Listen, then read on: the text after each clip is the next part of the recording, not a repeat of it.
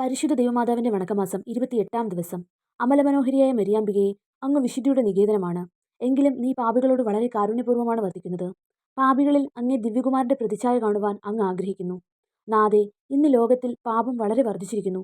പാപബോധവും സത്യത്തെക്കുറിച്ചുള്ള അറിവും മനുഷ്യരിൽ കുറഞ്ഞു വരുന്നു. അങ്ങ് പാപികളെ നിരന്തരം മാനസാന്തരത്തിനായി ആഹ്വാനം ചെയ്തുകൊണ്ടിരിക്കുകയാണ്.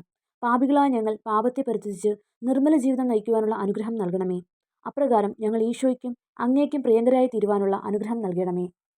സ്വർഗസ്ഥനായ ഞങ്ങളുടെ പിതാവേ, അങ്ങയുടെ നാമം പൂജിതമാകണമേ. അങ്ങയുടെ രാജ്യം വരണമേ.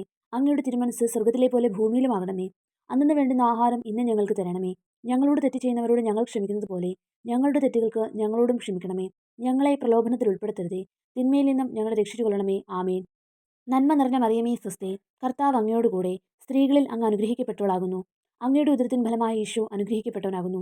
പരിശുദ്ധ മറിയമേ, തമ്പുരാന്റെ അമ്മേ, പാപികളായ ഞങ്ങൾക്ക് വേണ്ടി ഇപ്പോഴും ഞങ്ങളുടെ മരണസമയത്തും തമ്പുരാനോട് അപേക്ഷിച്ചു കൊള്ളണമേ. ആമേൻ.